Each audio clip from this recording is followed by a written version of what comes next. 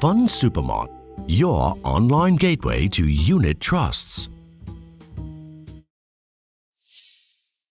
Hi, can you give us a brief recap of how the major asset classes and markets have performed in 2015 so far?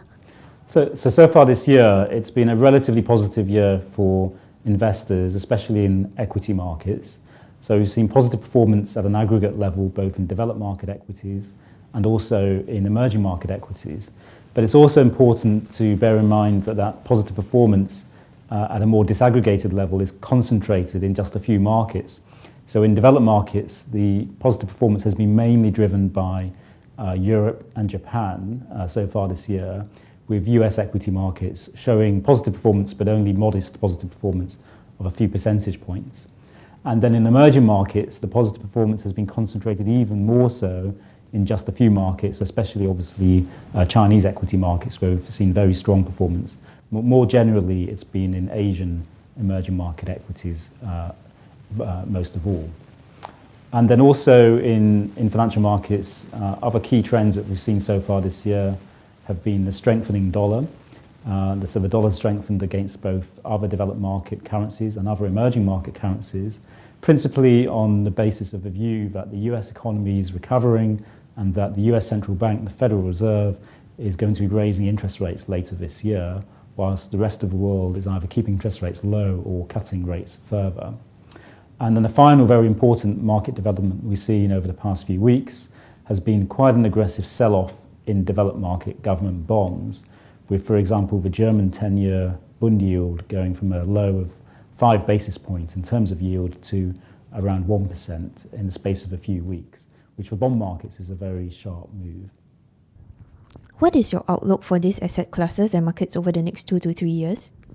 So in terms of our view within HSBC Asset Management of the investment outlook over the medium to long term, within multi-asset portfolios, we are still overweight the key emerging and developed equity markets versus the safe haven developed market government bond markets, which we think, even though yields have moved up, are still pricing in too pessimistic a macroeconomic outlook, are still pricing in too low interest rates, very weak inflation and very weak growth.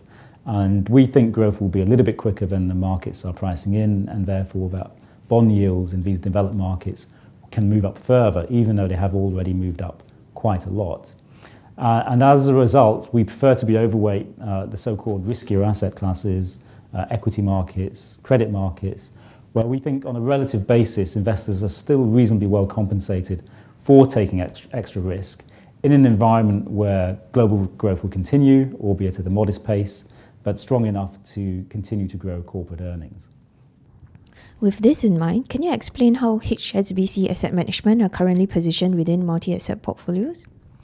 So within multi-asset portfolios, we're overweight these key risky assets, as I mentioned.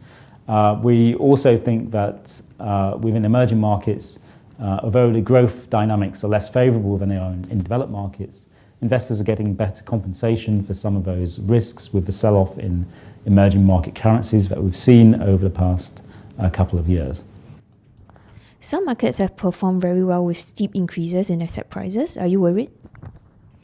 So as I mentioned, we have seen very strong performance in some equity markets, and I think investors need to be aware of the fact that those equity markets, such as China, can be very volatile, could also see pullbacks from time to time as well.